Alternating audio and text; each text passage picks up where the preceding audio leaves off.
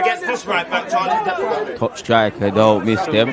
How you be? Move from me. Finish. Living off this for 10 years, I told you. Got one goal wonder. Some of you have never done that. Let's go.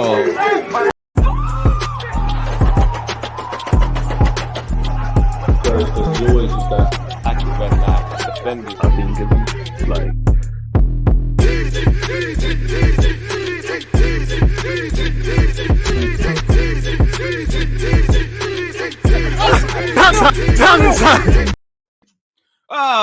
People deluded, I'm back again. Thank you very much for tuning back in each and every time. First things first, people, from over here in the UK, as you can see with my hair and probably my face at this moment in time, good morning to those of you in the UK. Good morning, good afternoon, good evening, and in some cases, good night. I appreciate everybody locked in. I appreciate everyone who supports the content, however you get it, whether it's YouTube, Twitch, etc., etc. Please make sure you're following and subscribing on Twitch. As you know, YouTube's the bread and butter. 11:30 we go again. So open up a new tab, look at the links I've put in the chat, and then we go again. I think I've got hella content today, people. Obviously, we're here at 10 a.m. until however long. We go to 11:30 on YouTube, where we focus on Arsenal.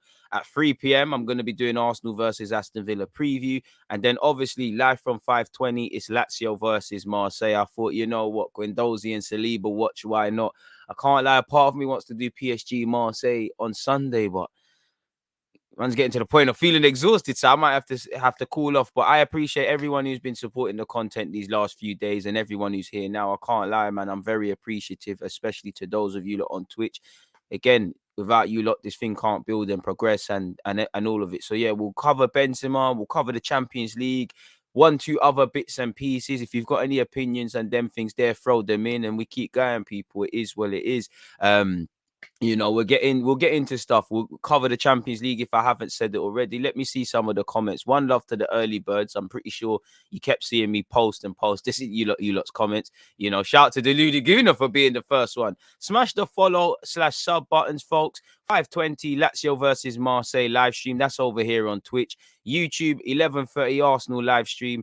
Again, Thierry Henry's had something to say. We'll cover all of that. We hit back up YouTube and go for Arsenal versus an Aston Villa preview. That will be at 3 p.m. And then, like I said, 5:20 here. So if my maths is correct, that's about 4 bits of content. You know, a couple other videos to release and stuff like that. A couple other videos I know you lot haven't seen as well. The content doesn't stop, so how can I? So something for everyone. Good morning, DG Nation. Hope everyone is well and safe. Another day, same grind. Come on.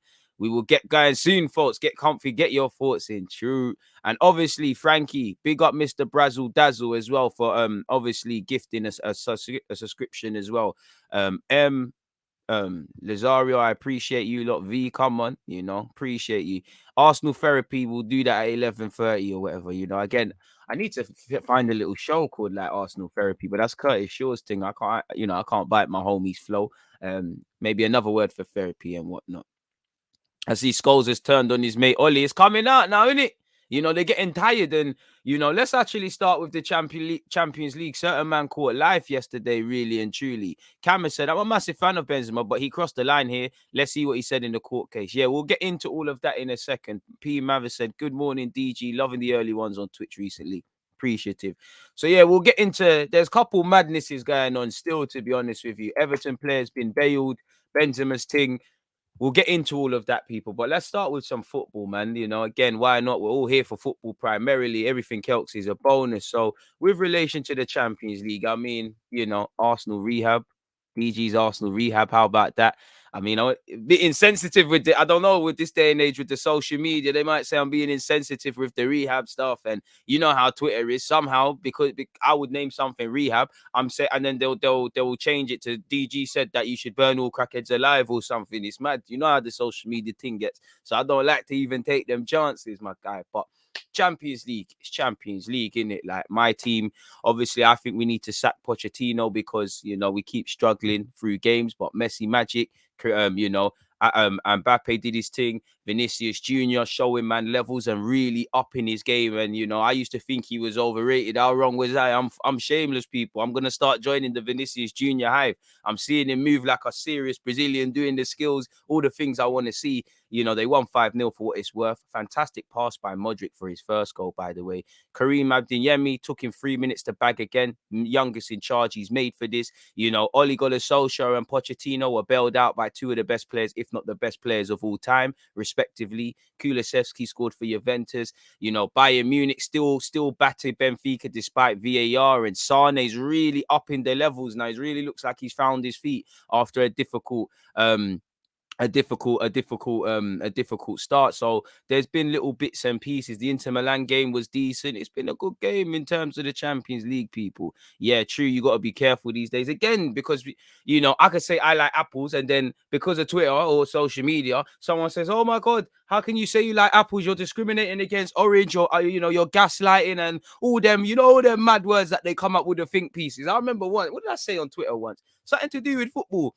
And someone just started hitting me up with these mad words, people. I'm like, you know what? I'm not even gonna reply, because I don't even know what you're saying. You're saying bare different things and bare different jargon. If I reply, bro, they're gonna tell me I'm doing something bad.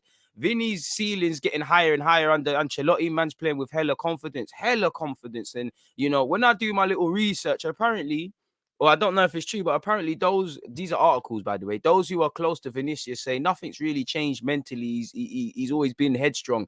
He's taking care of himself more, you know, the diet and all of the things that go into, you know, all the things away from football that makes you shine on the pitch. And I guess it's working for him now. Obviously, Real Madrid, I can't lie, you know, I'm a Barca fan historically if Barca and Madrid are where they are, but Madrid's the thing. I have to buy a Madrid shirt. It's too much saucy drillers. Mbappe soon join. Benzema there. You know, Vinicius in the ranks. Rodrigo in the ranks. A couple other men in the ranks as well. It's crazy, man. It's crazy. And obviously, you know, again, there's Champions League has delivered this week, you know.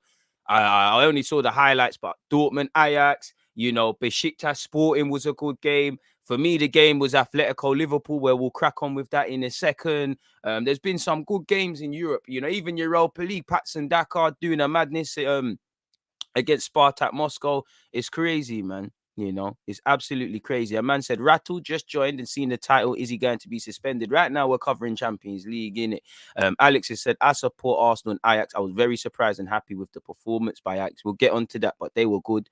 People turn weird when they get behind the keyboard, DG. Don't watch them, man. You're right, still. A man said, when DG said sorry to any crackheads watching. Well, you get me there. Sorry, man. I'm trying to, you know, not trying to hurt anyone's feelings and them things, but in relation to the Champions League, let me get this actual what happened up for you guys. Well, I say up for you guys, up for me, so I can actually go through all of them Champions League fixtures. Sorry, folks. Kulusevski scored for Zenit. Scored against Zenit St. Petersburg, obviously. For his club, where they won 1-0, Juventus won, Zenit 0. Again, running through the results, if you don't know, again, starting with Sporting 4, Besiktas 1, Club Brugge 1, Manchester City 5, Real Madrid 5, Shakhtar 0, PSG 3, Leipzig 2, Atletico Madrid 2, Liverpool 3, Atletico 2, Inter Milan 1-3-1 against Sheriff, Ajax ran riot against Borussia Dortmund and won 4-0. You know, Porto, good strike from, I believe, Diaz, saw them win 1-0 against AC Milan, and AC Milan are in trouble. They can still qualify, but they're in trouble. You know, Wolfsburg versus Salzburg ended with Salzburg winning 3-1, people. Two of the youngsters at Salzburg scored, and somebody added a third. Gerard Piqué, I'm sure, you know, big up to everyone that was here, people, that was obviously locked in. You know, we saw a great finish from Piqué. It ended 0-0 with Leo and Sevilla. Just like with PSG, same scoreline 3-2. Cristiano Ronaldo, like Messi, writes the headlines. Bayern Munich, despite VAR running ruling goals out and running away and trying to stop them from running away with it, couldn't prevent them winning 4-0. Lovely bits of trickery from Kingsley Coleman. You know, Sane's doing his thing. Lewandowski as well, and Cole. Chelsea won 4-0 against Malmo. Now, Lukaku seems like he might be injured, people, which obviously isn't good news for Chelsea or where Chelsea fans are concerned. For me, it was a good game. Obviously, I see a couple of pens. I'm seeing all the defenders move mad. Like Christensen scored a good finish. I'm seeing Rudiger dart forward. I'm pretty sure Thiago Silva got an assist. I'm seeing them move mad against Malmo. And I never watched it, but Villarreal won 4-1 against Young Boys. The group still remains firmly open there. And if you're Atalanta, they shot themselves in the foot because a big 3 points yesterday would have helped them. Let's start with Man United, Atalanta. Now, obviously, boy, that first half for Man United was terrible. The second half was a lot better. Ronaldo came alive, and even Bruno Fernandes, you know, he had an involvement in 2 of the 3 goals, maybe all 3, but I can remember 2 vividly. Really came to the par. Don't know why Pogba was on the bench, but Pogba came on. Lo and behold, there's a lot more in terms of creativity. Where Man United is concerned, again, that midfield is atrocious. They've got individual mistakes. They play the same way, whether they win, lose, or draw. They look unbalanced with the front 3. The midfield is anonymous. The defense is susceptible to individual mistakes. They're lucky De Gea's on stuff. You know, good finish by Maguire. And I think Atalanta, in truth, big up to you lot that was locked in. You lot was all locked in, people. I said they're gonna bottle. I said from 0-0, both teams look like they can concede. Atalanta, first half, bopping it, lovely football. You know, Fred is getting, rings are getting run around Fred. I think 2 goals, Luke Shaw needs to do a lot better. He's too narrow for the first one, and he's atrocious for the second. They bopped it, popping it round the corner. Again, the 2 Chelsea boys or former Chelsea boys in Palasinic and Zappa Costa, he couldn't cope down that right-hand side. They obviously struck, and I think he has scored against Man United and Man City in the Champions League or someone like that. He's been doing something mad. It was a good, they bopped it. Man United did look like they could score goals and they didn't take their chances. Rashford, bit better decision-making from Rashford in the second half, and he played well. Rashford was making good runs and it only looked like that.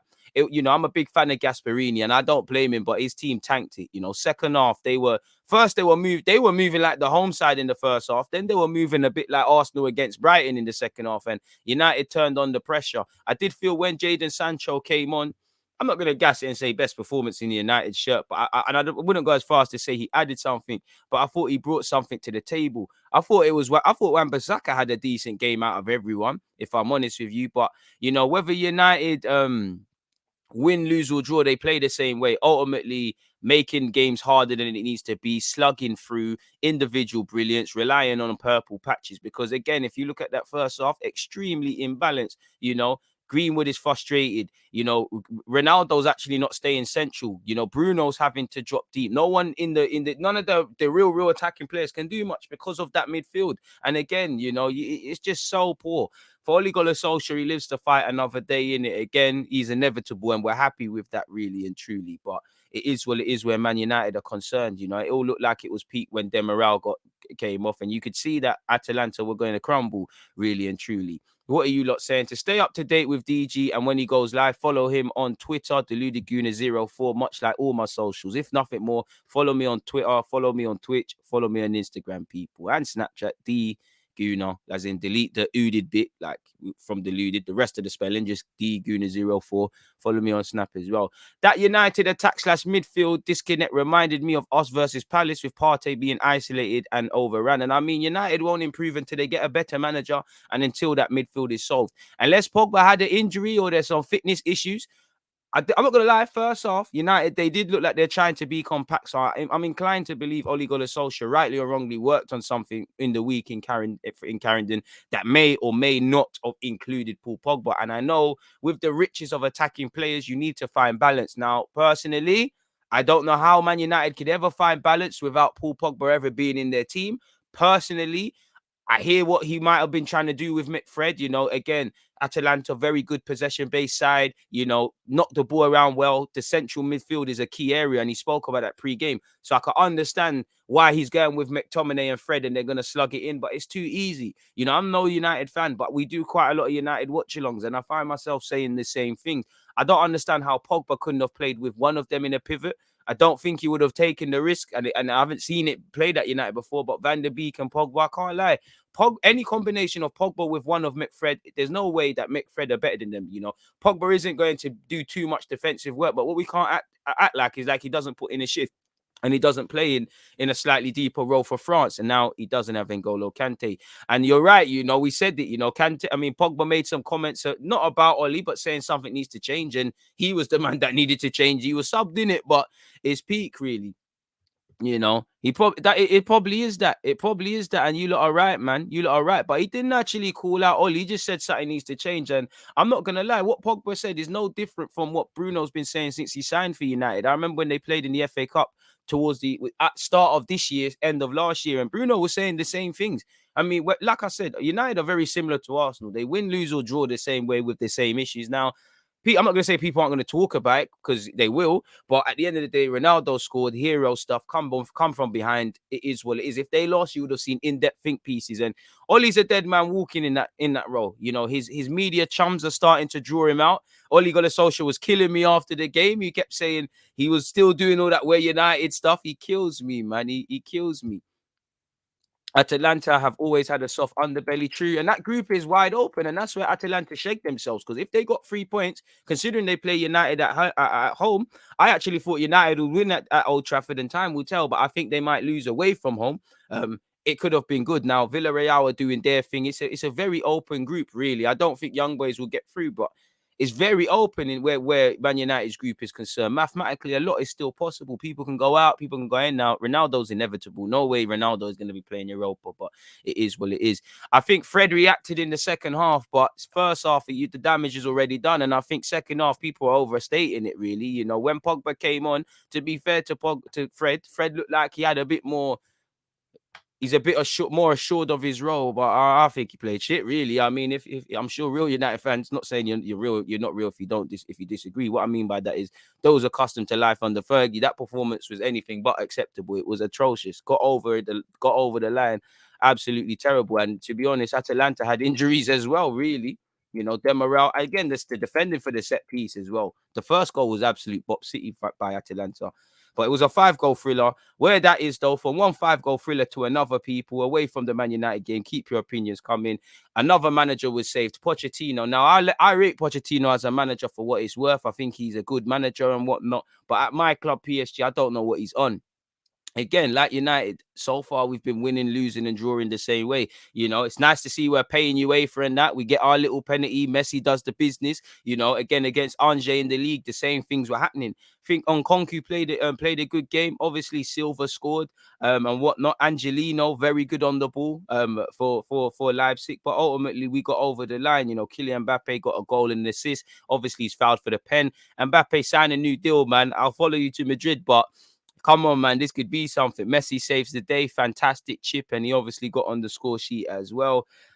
I'm not really rating what Pochettino is doing, man. It doesn't matter who PSG plays, always harder than it needs to be. Where Manchester City Club Brugge are concerned, you know, what a good ball from Phil Foden for Cancelo's goal. I can't remember who, but I think Fernandinho played an equally lovely pass as well. Shout to young Cole Palmer for getting on the score sheet. Walker the same. And, you know, considering they ain't got no striker, they won 5-1. I do think, you know, Nsocki had a terrible game, if I'm completely honest with you, for Club Brugge. Needed to see a bit more from their number 90. I can't say the name, but he's someone highly rated. You know, Catalano, I can't say his name. Number 90. Noah Lang did okay on the left-hand side. There was a bit of Noah Lang watch, obviously, where Arsenal fans are concerned, and me as well. So there's that. You know, going back to another 3-2, I mean, bloody hell, Liverpool versus Atletico Madrid, people. Absolute mad thing. Mo Salah makes the difference. Firmino was busy. You know, Keita scored a banger, but probably for 2 of those goals, too easy. You know, I wouldn't say poor game, but, you know, Van Dijk and Matip were quite at 6s and 7s defensively. Trent as well, to a degree. Unusual, it's, you know, it's unusual for Liverpool, and it's something you can't really quantify. Like, they were, you know, the gaps between Van Dijk and Joe Matic was terrible. I know people might look at the fact of Liverpool got a penalty and they wasn't given one against, and all of these sort of things. And I think Atletico, when they look behind maybe injustice, and if that is a red card for Griezmann or not, they've got to hold themselves accountable. It's a crazy game, you know. Liverpool ultimately won the game, but they should never, ever allow, when you go teams like this, when you go 2-0 up, you can't afford to at some point look like you're staring down the barrel of defeat, or definitely let them equalize. So that's where Liverpool needed to do better. And actually, like I said, the defensive aspects for the goals were not good enough. Salah got them out of jail. For Atletico, if they was to review the game, they lost it in the first 15 minutes. Absolutely caught cold by Liverpool. Liverpool did their thing. Absolutely did what they needed to do, and ultimately that gave them the springboard to do what they was doing. Mo Salah, obviously, at one point it looked like it was Milner's goal. Salah's inevitable. You know what he wants to do. You just can't stop it. Keita scored a good goal, but again, uncharacteristically poor defending by Atletico Madrid. Now, obviously, Simeone told them to calm down. Poor defending by Liverpool saw Griezmann get them back in it. I mean, at 11 versus 11, the game could be different, and it takes the gloss off the game. But for the neutrals, it was a fantastic game, to be honest with you. Again, there was actually a 10 or so minute, just over 10 minutes so passage when Atletico grew into the game, and it was a very good one. When I look at Hermoso, if I remember the game correctly, what you see when Simeone's made all of them subs, he actually is going to take off the guy who concedes the pen, and you can see he says, wait. And you see what happens. It's a silly challenge to make, really, and he shanked it. You can't do anything like that. I would have felt the penalty given against Liverpool is soft, and in the modern game, the penalty shouldn't be given. But I've seen them given in the league. I've seen them given in the champs. We'll see it happen next week. Probably. And in the current day, them things there seem to be penalties. So I would have felt injustice if I was a Liverpool fan, but I'd still feel it with Atletico. Obviously, we saw the scenes with Simeone airing it after the game and not giving Simeone a handshake, which is probably distasteful. But in current day and age, I can't lie. I can't begrudge someone not wanting to shake hands with obviously COVID and all these things. One love to everybody tuned in. What else are you lot saying? Funny though, Pogba said change and he got benched and then come off the bench and changed it. Trophies are for egos, and he has the biggest egos in his squad, so he better start delivering.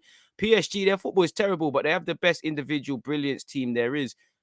I mean, I hear it, but is it though? Like, when you look at it, I hear you with the Messi thing, but I seen United do the individual brilliance thing better than how we've been doing it recently. Poch looking like the Argentinian Oli right now, individual brilliance carrying him. Oli loves Bruno. That 11 was his favorite apart from Varane. Trophies are for egos. We need more passion and intensity are his most famous quotes. He loves that. No, you're forgetting we're United. Sounding like me on Football Manager, just bare passion things. And you only do the passion thing when the tactical thing is dead, really and truly. Interesting comments, man. More people need to start talking about Felix, one of the best talents in Europe. He's a better footballer than Mbappe and Haaland. And I mean, I think with him, again, you're right. Shout out to Thomas Lemar. He had a very good game. And João Felix, I can't remember who he ripped. I think it might have been Trent or Naby Keita, but he skipped past bare man. He's a good player. Now, I feel when you are an attacking-based player, or you're always going to be an attacking-based player, there's only so much you can thrive in a defensive or primary defensive system like Simeone's. I know Griezmann's been doing his thing, and João Felix showed what he could do. But you're right. For me, he was about before the Sakas, I had to plug him, the Sakas, the Ansu Fatis, the Pedris, Mbappe, Haaland, Musiala, Karim Adeyemi, Wirtz, all of these guys that are seen as being the world-class, top-class, best ever sort of guys of the future. Felix is there. He's got the ability. Now, I do think Simeone's improved his game just as a coach. And obviously, if you're an attacking man and you've joined a team that's a parallel difference, you have to adapt. So it's going to make you more all-round. But unless a miracle happens and Simeone leaves, I don't think we're going to see the best João Felix. We might see purple patches where he's bagging, which we have, but I don't think we're going to see the best João Felix in a system like this because he's an attacking-based player. The emphasis of forgot the team's name of Atletico is not to go forward. It's about being compact first, winning our 1v1s, the spirit, and we go from there. Now, I'm not saying that Atletico, don't try and score goals, but you get the point. But you're right, man. Felix is a baller. He just needs to start showing it, really, man. Keita got ripped. Yeah, Keita got ripped. But I do think someone brushed past Trent Alexander-Arnold too easily. Probably he also plays for football in Antichrist. And I mean, to be fair with you, I don't necessarily, as I'm going to be a hypocrite based on what I just said, but I don't think it's fair to say these things about Simeone or anyone that defends, because don't get it twisted. I'm an Arsenal fan. I've come up off Arsenal. I love good footballers. I like to see expression and things like that. I don't like mad defensive football, but I have an appreciation of it. One thing I don't like in football is that football comes in many different shapes and sizes. There's more than one way to do things, and there's more than one way of looking at things. Now, my bias, and I feel a lot of us, we start calling football that we don't find entertaining or forward focus, which I believe it should be, boring or lacking quality or anti-football and all of these things. But who's to say it is? What makes it that defensive football, anti-football? To me or you, it is, but what makes it that? It's a style of football. Who's to say that's not the right way to play? Now, obviously, typically, the best players, the best teams who win stuff seem to play good football, what we call. But how can we not correlate that to good football? Like I said, my opinion is that isn't good football. But my opinion isn't a fact. Football is subjective. How can it be not good football? So I think it is something to consider. But for what it's worth, it was a good clash. You know, I would have thought it would have been a good clash for different reasons. I thought it might have been a 2-1 Liverpool Atletico. I would have thought, you know, it would have been a fantastic clash of styles, which it was, you know. Klopp, heavy metal, all of this sort of stuff. Simeone, complete opposite. And it did provide a fantastic spectacle for what it's worth, people.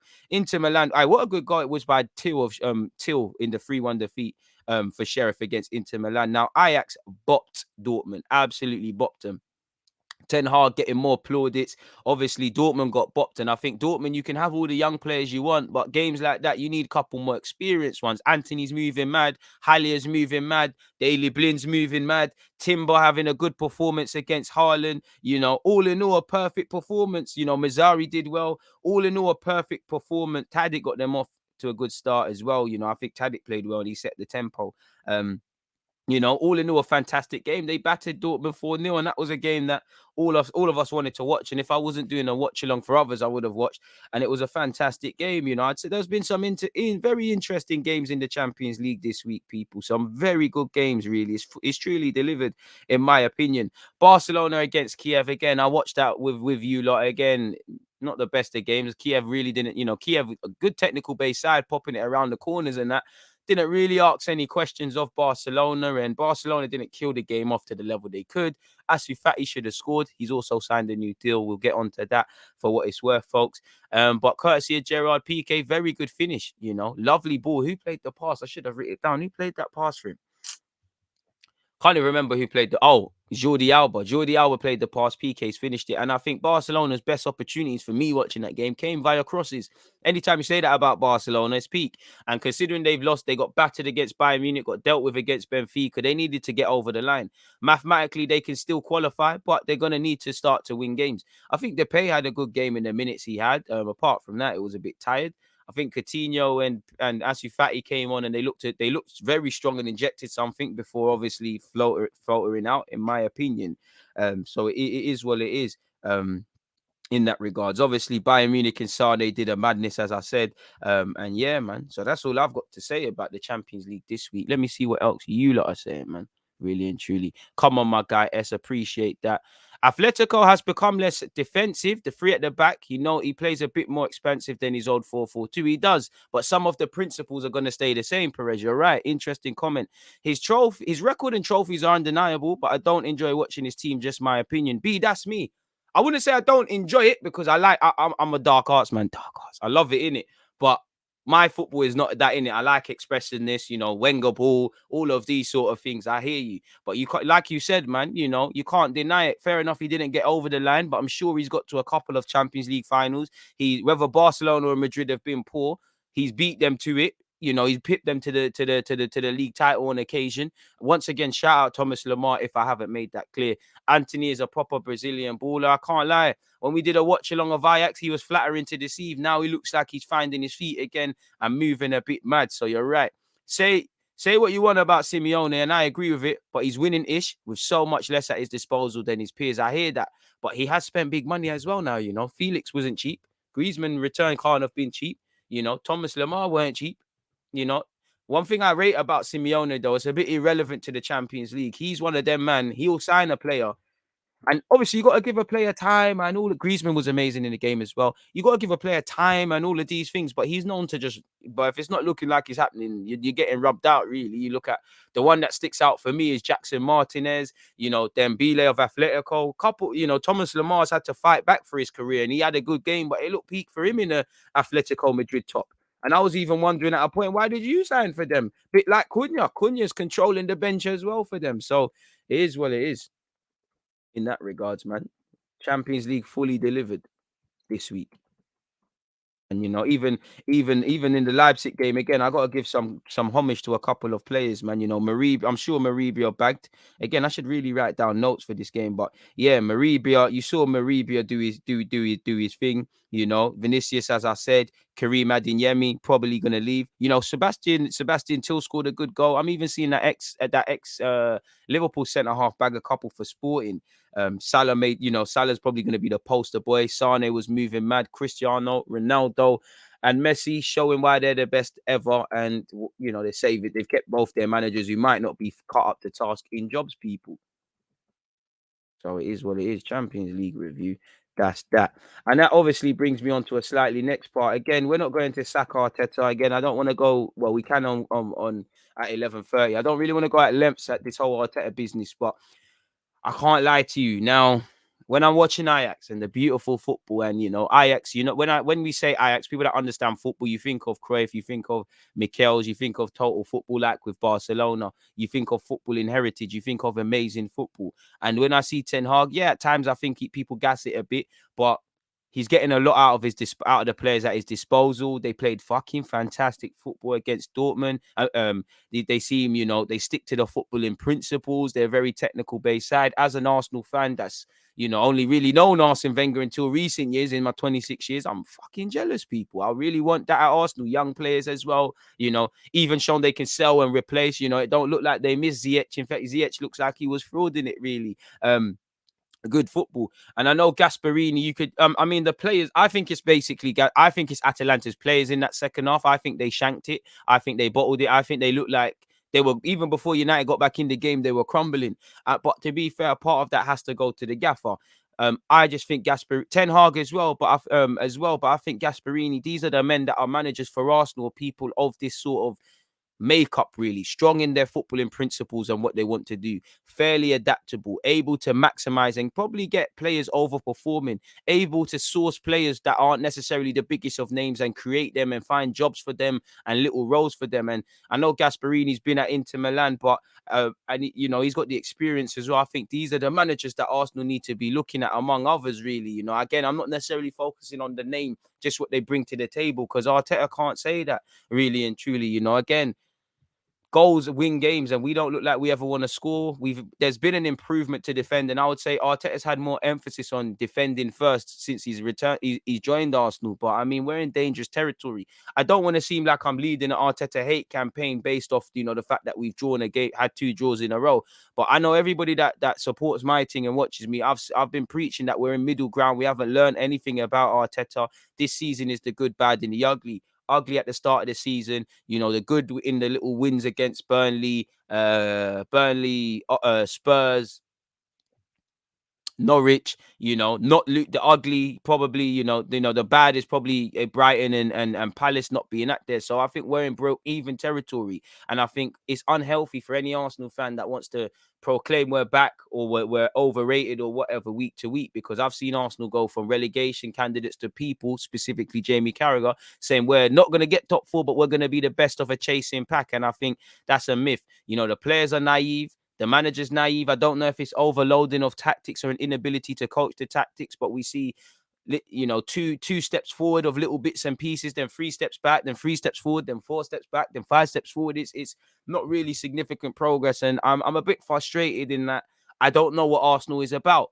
And he's been here for too long, and I just think someone that's more stronger footballing principled, you might see something else. But I mean, just watching the Champions League, I felt jealous, really and truly, seeing Gasperini, seeing Ten Hag. I mean, I feel jealous of, you know, I'm not going to say I don't enjoy watching Arsenal. Yeah, I sound like a madman, innit? But I won't say I get more joy, but I find it better watching other clubs now. When I'm watching neutral games across Germany, Italy, Spain, when I'm watching the Champions League, Ajax, you know, even though Man United, Atalanta has nothing to do with me, a very good game. When I'm watching all these other games, you know, Atletico, Liverpool, you can't help but get jealous, really. You know, when I'm even Sheriff this season, they look like they're not going to do much, but they look like they're strong in their principles. Even the teams that aren't going to do anything in the champs look like they're playing for their gaffer. I don't think the players aren't playing for the gaffer, but it looks like there's a philosophy. Atalanta got one, Klopp's got one, Simeone's got one, the Ajax Donny Ten Hag's got one, Besiktas appear to have one, Sporting absolutely battered Besiktas. They seem to have one. You know, it's only Ronald Koeman. You know, out of all the Europe, I'd say Pochettino, Ronald Koeman, and Ole Gunnar Solskjaer are the only ones that are, despite winning, looking a bit shaky. Couple people have lost and earned more plaudits. Like, we've got to start again. I don't want to get caught up on names, but I just want someone that's strong in their footballing principles, able to overperform, able to manage a game and change things in game. Because you could argue Gasperini needed to do that against United, but too often than not, if they're at best, Arteta will set up something perfectly.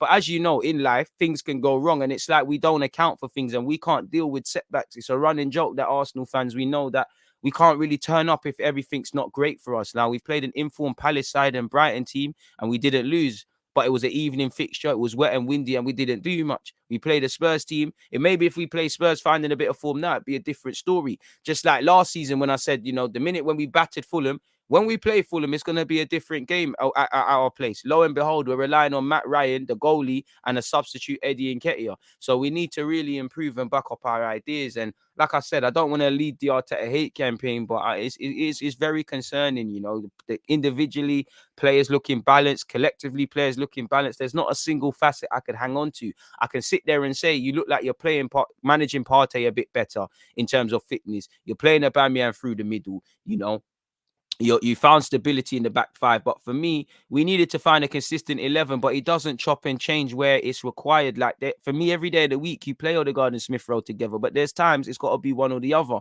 Probably Odegaard and not Smith Rowe in the sense of Odegaard should be on the bench because Smith Rowe's been better than him, but in the last 2 games, he doesn't know when to chop or change his squad. Like going into the Aston Villa game, I know a lot's been said about Aubameyang on the left, but I'd probably go with Aubameyang and Lacazette because they were 2 of the best players yesterday. I'd probably, if you're not going to go 3-5-2, I'd probably move Aubameyang to the left and play Lacazette through the middle.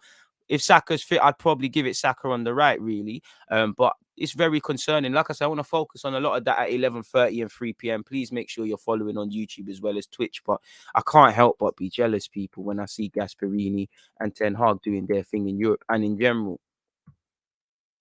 So it is what it is where that's concerned, people. What else are you lot saying, people? I'm still here. I need to turn on the fan. It's getting mad hot in here, folks. Again, you lot can't see, but I've got what? 1, 2, 3, 4. Wait, my maths is full. 1, 2, 3, 4, 5 lights, and they're all shining down. It's a bit mad. The electricity bill's brazy, but I do it for the cause, people. I do it for you guys, man. Let me put on that fan because it's getting mad cold in here. Unfortunately, DG, your team won't get a Gasperini or Ten Hag. And why not? I don't think you've listened to me in a sense of, I agree with you, we're not sacking Arteta. Don't focus on the names. I said, strong in their footballing principles, able to overperform. When you look at Ajax and Atalanta as well, broadly, I don't want to say nobodies, but Atalanta find people, Plasinic, the guy who scored, he was at Chelsea, didn't give a chance. He had a loan spell at Milan. He's been in Spain. He's been even in Russia. He ain't really done something. They found a little role for him. That's what I mean. Finding players, to go in time with the scouting, overperform with these guys and find a system. So if Arsenal can't find, if you're saying Gasperini or Ten Hag, fair play. I think we could tempt Gasperini if you offered him. I think you could tempt Ten Hag as well if he wanted to leave, much like other clubs. But I'm saying the profile of manager, not necessarily the individual. So hopefully that's cleared that up. Because Arteta was built up as being that, but he's not that. And it's not even an experience thing. He's just not strong enough in, well, he might be strong enough in his footballing principles, but it's the wrong principles I'm seeing, in my opinion. I don't even watch Arsenal like that anymore. The football is dead. I would rather watch the teams playing the kind of football I like. I mean, unfortunately, it's blood in, blood out. Love my football club. Always going to pre the thing, man. Simeone ran away at full time, like man dipping before the dinner bill arrives. Hey, that's a scumbag thing. Shout out to my African brother Daka for 4 goals too. Looking decent this season, bro. He was moving mad.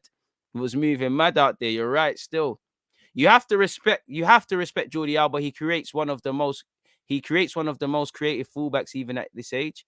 I think I see what you mean, and I mean I was full of praise for Jordi Alba, but I mean if Barcelona are relying on crosses, they're in the gutter, man.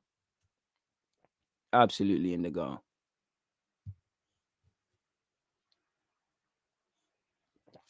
RB Salzburg's team average is under 23, and they comfortably dispatched the German team in the UCL group yesterday. They did.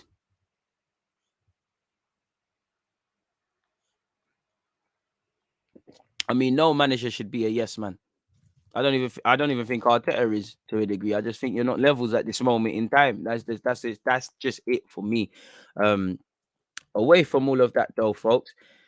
Yeah, man, I'm sure you've all been waiting for the Benzema thing and all this sort of stuff, man. We got two things to cover in relation to that. As you know, with this Benzema blackmail case, obviously, Well, again, you'd have to do your own research. But long story short, Valbuena, I believe, had a sex tape. Somehow Benzema's got in this storyline, and blackmailing things have been happening and whatnot. And this was one of the many things that obviously led to Benzema being demonized, probably not playing in the World Cup for France. And it's been a bit of a redemption for Benzema, Ballon d'Or, won the Nations League, and all these things. But you know, testifying is starting to happen. I mean, Valbuena is doing the Frank Lucas thing at the end of American Gangster. But the latest I can see on Get French Football that kind of contextualizes everything, as you lot can see, or I hope you lot can see. Let me zoom in a bit and be a tiny bit more considerate. Hopefully everybody can see this.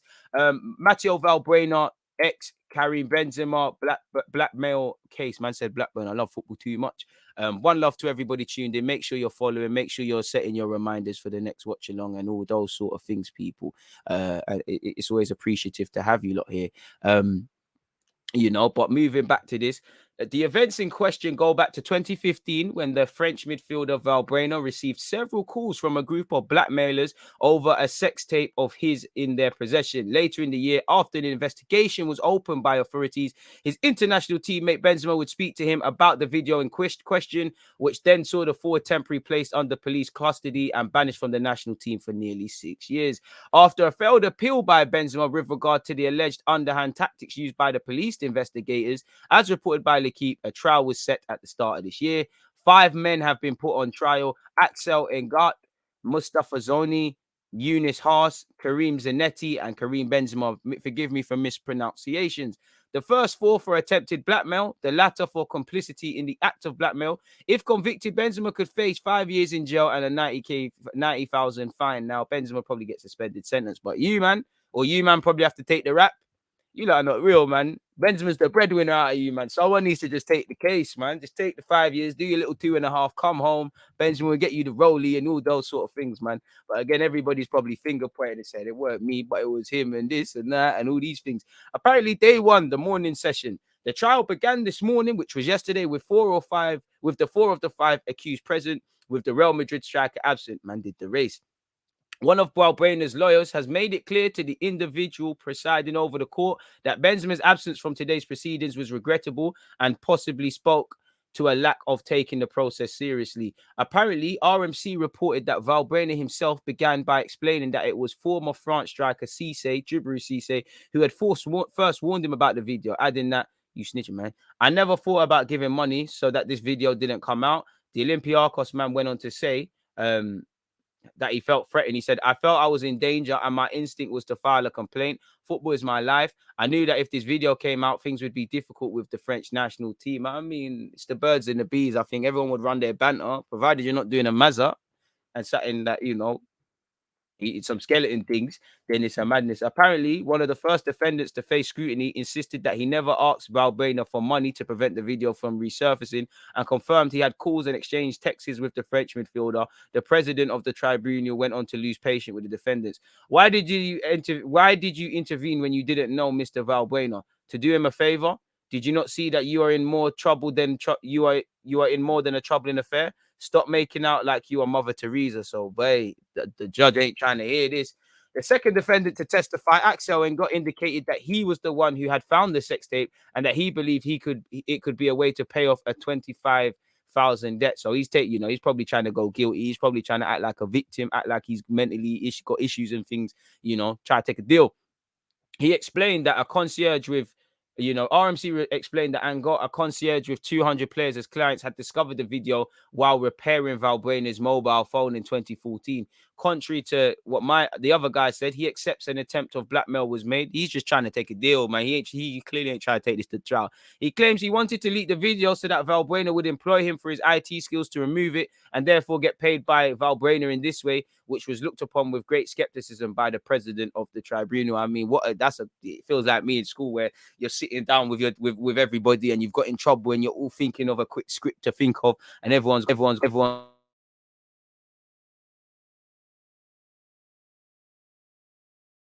Apologies, people. I muted myself, but yeah, that's a bit mad. Apparently, a witness giving testimony then compared the two and compared them to Darsley and Muttley, always troublemaking. Apparently, 2 of the 5 of the defendants have presented their versions of events. The tribunal's president has been far from convinced, with their testimonies reportedly appearing as confusing. Apparently, Valbuena later spoke to the press before the lunch break began, pardon me. This case has been going on for 6 years. I noticed that nearly everyone is here. Only Karim is missing. It's a shame, but that's how it is. We've been waiting for 6 years. We'll be here as long as it takes to put this behind me. The afternoon session, allegedly, people, the next up to testify denied having blackmailed to receive personal money off Valbuena. Apparently, he's gone on to accuse Jibril Cisse, and apparently he's denied the blackmail. Apparently, Cisse, who has already been, exonerated by the French justice on this affair, was characterized as having merely warned Valbuena on the existence of the video. So it is what it is. Perhaps not the smartest move unless he intentionally attempted to create havoc.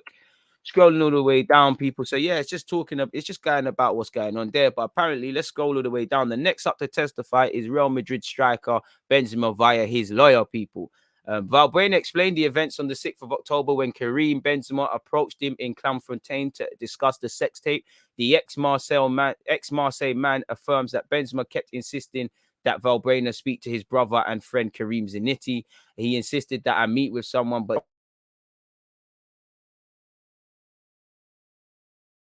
and he didn't give me his name. Valbuena then demarcated the difference between Cisse's situation and Benzema's. Cisse only made me aware of the video, never came up with a solution, but Benzema advised him to speak to his friend. After the meeting, Valbuena says he realized that Benzema was part of the affair. I felt like he wanted to make me scared. Boy, you snitching, dog. But anyways, Benzema's lawyer, in the opening exchanges, questions the ex-French international on why he didn't go to the police after this discussion. For me, it was to stay between us. I wanted to protect Benzema and protect the French national team and protect yourself. You didn't want no one else to know you was embarrassing. We've got to call a spade. We've got to call a spade, really and truly. He said, "Do you contest the fact that you got on well with Karim?" He said, "We were teammates. I had a normal relationship with him in the national team, but outside of it, we never saw each other." Before seeing the investigators, did you have any information on what was going on? Valbuena replied, "The information that came out in L'Equipe were not determining factors for me. I knew that when I left that room, I knew what to expect, but I was hoping for one thing, that our conversation was never made public." He went on to say, when asked if Benzema ever told him to pay, he never spoke to me about money. I've always said that, but he was insistent he did not want to help me. He said to me, this is serious. The Euros are just around the corner. I mean, it sounds like Benzema's pressuring, man, on the slide, but it is what it is. I would have never have filed if I knew that Benzema was part of this. For me, for the French national team, it hurt me. Without all that, I could have participated at Euro 2016. Apparently, things have moved on to Karim Zanetti, Benzema's childhood friend, who he's known since he was 6. Zanetti says Benzema is like a brother to him. During the period of time following Benzema signing for Real Madrid, Zanetti was directly on Benzema's payroll, earning €3,000 a month. That's a real guy. He's trying to look after everyone. Zanetti understands why he's being pursued for blackmail. I spoke about this sex tape with Benzema following someone else's request. Apparently, Zoe first made contact with Zanetti and Benzema by approaching them together in a restaurant and offering to make Benzema a luxury cushion with his daughter's initials on it. Okay. A series of embarrassing wiretaps have been played out this afternoon to the court by the president. Raw. So they got wiretaps in that. I saw him, Zanetti, and Benzema. He's not taking us seriously, so he's not going to budge. Apparently, Benzema. I said to Valbuena, if you want the video destroyed, go see my friend. No police, no lawyers. Cisse had the same thing, sex tape of him. He paid. Oh, boy, they're trying to get peas. Zanetti then tries to combat. If I would have had even a small doubt there was blackmail, I would have not involved Benzema in this affair. The prosecutor then attempted somewhat of a low blow. That seems very naive for someone who has been involved in various things. Zanetti, apologies. Keep saying Zanetti fires back. He says, that has nothing to do with it. What's the link? I was convicted of armed robbery and drug trafficking. I mean, yeah, he's trying to hurt his character there. And I mean, Benzema's around the tugs, in it. When pressed on wiretaps, he said, no, this phone call with Karim was just friends messing around. It was silly looking back, but we did not cross a red line. He was then said, do you think it was right to say that if he comes back to you, he comes back, and if not, he can go fuck his grandma? He said that just meant that it could be his problem. Zanati's lawyer then also attempts to prove an explanation. Fuck his grandmother. That means that he should go to hell. Nothing to do with a threat. It's semantics, but important. Zanetti who has taken the majority of the oncoming heating today, tries to turn the proceedings onto someone else. I was the third individual to put into play by a strategy that had been in place since spring. I am naive. So again, no one is taking responsibility. Everyone's like, I don't know what's going on here. I ain't snitching, but I don't know nothing really and truly. I'm not involved in all of these things. But anyways, apparently Valbuena was then skipping forward a bit, people. Valbuena was called to the stand by Benzema's ex-lawyer. And what else has been said there, really? Apparently, well, he didn't say anything else. We've missed it. So this is an ongoing trial, people. And again, so yeah, we haven't learned anything. Why it seems to be doing a madness is still ongoing. Hopefully, it's put to bed very, very soon. Now, if I remember correctly, people, there's other various serious things happening as well away from Benzema. The name of this Everton player has not been revealed, but apparently an Everton footballer's bail has been extended after arrest on suspicion of child sex offenses. They've been extended bail for 3 months until mid-January 2022. Apparently, sadly, these suspicions of committing child sex offenses were confirmed in the summer. And I mean, I don't want to, say certain names, but it's all, certain midfielders haven't played for Everton, weren't registered in the Premier League. It's there. It's them without a doubt. Apparently, the Mirror has been told his bail has been extended by 3 months until the 16th of January 2022. The player, who has not been named for legal reasons, Sigurdsson, remains suspended by Everton, who said they would assist the police with their inquiries in a statement released. So yeah, man, a bit of fuckery going on in the world, unfortunately, people. Moving away from all of that, though, it is what it is in that regard.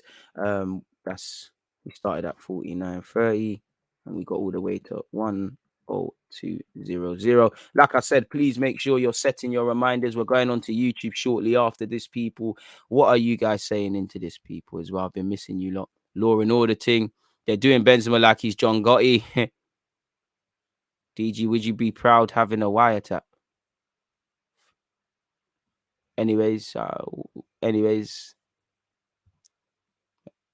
when's the next watch along? 11. We've got 11:30. Watch along at 11:30. Then we'll preview Arsenal versus Aston Villa at 3 p.m. And then it's 5:20 for Lazio versus Marseille.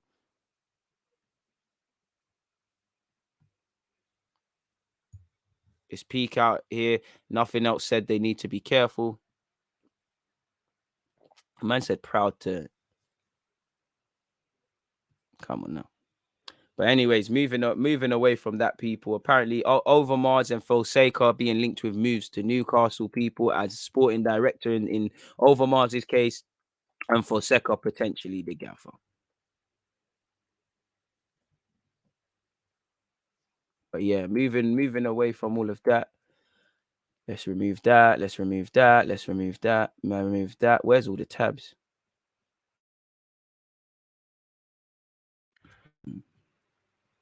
Where is it, people? As you can see here, or you'll see in a second if I share screen with you guys, people. Here we go. Paulo Fonseca set for Newcastle head coach talks after new Saudi-led consortium sacks Steve Bruce. As you know, Steve Bruce is considering retiring, and yeah, man, it's quite upsetting the way he spoke about, how he feels. Games, the game life continues. Scrolling away from that, Fonseca was linked, and apparently he was almost going to be hit by his own admission. He was almost going to be Spurs' gaffer to the point where they planned for pre-season. Jose Mourinho's been offered the job again, but he hasn't taken it. Trying to scroll down and see anything. It seems like, my mic wants to bug out. So let's just switch to the traditional mic. Sorry for the drop off in quality.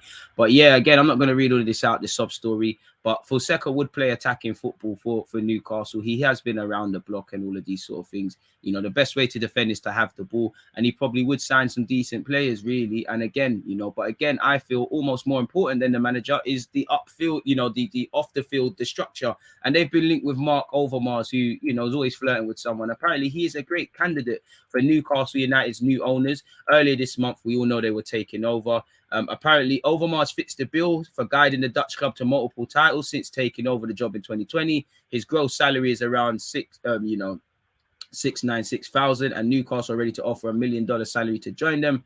Although the ex-Arsenal man has a contract with the Amsterdam club until 2024, you know, the report explains he can leave at any time by serving 3 months' notice. It also suggests the time is right for the Ajax director to take the next step in his career. Overmars had earlier stressed he would not move abroad until his children were at high school. This obstacle has gone. Despite the Dutchman now being sought after by Newcastle, the newspaper states it is still unknown whether Overmars is open to this change. And I think they've been linked with him, Luis Ocampos, all of these guys. They've also been linked with Favre as well. You're right, man. You know, so again, there's about to be a lot of interesting moves and whatnot that is going to happen, really. So, you know, it is what it is where Newcastle are concerned, folks. And I'm sure Newcastle fans are listening with eager anticipation, people, to see just simply what their club is going to do, people, really and truly. So that's 105.30. So it is what it is, people. Obviously, Super League, to wrap this up, there's the Super League. You know, Asu Fati signed a new 6-year contract as well with Barcelona. A man said, who are your favourites for the Champions League top 3? I don't know. I don't think there is a favourite, bro. Bayern Munich, they look good. I'd say only Bayern Munich look like clear favourites to me. No one else is really playing to potential, really. So I'd say only Bayern Munich off the top of my head. Lazio versus Marseille. Who you fancy? I'm having a multiple bet resting on that result. Might cash out before the end of the game. I want Marseille to win. Something tells me Lazio, but I don't know, man. I hope Marseille could do it, really and truly. So yeah, that's that. But the Super League, like I've told you, look, I don't think we've seen the end of that Super League business. There's no way in God's green earth you've seen it, people, and it's apparently going to be revamped. The changes put forward by the Super League after its initial failure, apparently a leaked document, has obviously showing stuff, people. A leaked document has showed the creators of the Super League to be pushing for a second time, although there were no stamps or signatures on the document itself. They've thrown shots at UEFA, where they said the current Champions League, directed and operated by FIFA, the self-proclaimed regulator of European football competitions, hasn't changed in 30 years and has become rigid and boring. And apparently goes on to announce their intention to remove the concept of permanent members of the competition, insisting they are open to new clubs, having listened to the fans who don't want a closed league. The Super League project is the recognition of a broken system. It reads, UEFA, the self-established government of football in the EU. The Super League clubs are highly critical of UEFA's dual position on regulators and commercial operators. Apparently, they've got close ties with owners from non-member states who are the sponsors of certain competitions and clubs, as well as buying the rights, the buyers of the rights to UEFA operated tournaments. So everyone just wants more money. When you look at the key points, saying that, you're right, you know, I completely forgot about Liverpool. Liverpool are unbeaten in all comps. So Liverpool and Bayern Munich, you know, Bayern Munich just brushing away everyone, you know, a crap Barcelona side and a crap Benfica side, with respect to Benfica in comparison to them. Liverpool and Bayern Munich. Apparently, the key points: the Super League will not break the established football ecosystem. There will be no permanent members. The Super League is recognition of a broken system. UEFA's role creates structural conflict. UEFA have close ties with club owners. There is a lack of and that could, these two things could happen in any structure, much less a Super League. There is a lack of high-level matches in the Champions League. I mean, if you mean big teams continuously playing each other, I think you're right and you're wrong. I think if you look at the last game week, it's mad. Inadequate financial control, which is the main one. They want more of a slice of the pie, and I actually am on the side of the clubs for that. There's a lack of transparency in accounting matters, which is true. The European Union is losing control in football. That's true. Clubs from bigger cities in smaller countries cannot compete in UEFA's current model. A lot of that, it makes legit sense, really and truly. Apparently, over half of EU countries formally opposed the Botch project, for what it's worth, people. So again, there's a long way to go. More than half of European Union member states have formally opposed the Super League project at the European Court of Justice. Of the 27 EU members, 16 filed written submissions against the league, people. The court has been asked by a judge in Madrid to examine if UEFA and FIFA have a monopoly control of world football. They clearly do. UEFA said the 16 nations include Spain and Italy, home countries of obviously 3 teams that would have at the forefront of the Super League. Apparently, the European Court is expected to hold a public hearing in the first half of next year, but a ruling could take several more months. EU states want to protect the European sports model, which gives football its exemptions from competition laws. The model defends the role elite and grassroots sports play in European life when they are part of the same pyramid of competition and funding is open to everyone through promotion and regulation. Yeah, I don't know whether to agree with that, but that's what they're saying, people. So with that, that's the Super League business as well, folks. It is what it is in that regards, folks. I mean, if you was to look at a couple other bits and pieces, apparently FIFA's council is to arrange December meeting to discuss the biannual World Cup plan. Asu Fati agrees new long-term contract at the new camp. He follows Pedri. He's got a release clause of 842 million, folks. So make of that what you will. Apparently on the topic of the biannual World Cup, apparently Gianni Infantino, the FIFA guy, said FIFA will only go ahead with biannual World Cup if it benefits everybody, and I don't know if it can benefit everyone. Apparently, they'll only push across with changes with that. Apparently, he confirmed in a FIFA summit open to all 211 member associations. He said all of this. Apparently, no date has been set for a final vote on this biannual World Cup. But FIFA has confirmed it will hold its next scheduled Congress meeting in Doha on March the 31st next year, people. So yeah. It is what it is where that's concerned, folks. So yeah, man, it is what it is. And with that, that actually brings an end to this current live stream, people. But the good news is that the good times are back. And it seems to be there's some haters on my stream. Like you can see 20 dislikes yet again, probably some other dislikes on the YouTube one. So please make sure you go and hit the like button on that. And it is what it is, people. It's been a fantastic one where we've sadly had to talk about Benzema and the Everton thing. We've talked about the Champions League. We've covered a couple of other things, man. So yeah, man. It is what it is. He got sent to Gulag for saying silly things, man. He's only on timeout, man. I did it. It's a good sport, though. But on that note, though, people, on a serious note, I'm gonna love and leave you. Fantastic, fantastic 1 hour and 11 minute stream. It is what it is, man. Top Goon is probably coming for me for what reason, bro? Fuck it, let them do what they need to do, man. On that note, though, I'm gonna get out of here. I'm gonna love and leave you lot. I'll be here, like I said, people. 11:30 on YouTube, 3 p.m. on YouTube, 5:20 on Twitch for Lazio versus Marseille. I'm gonna love and leave you guys. I'm gonna catch you lot in a bit, man. On that note, though, people, DG, I'm out. God bless. Oh, sorry, the intro ain't played. I'm out. There's always just that active red flag defending. I think it's like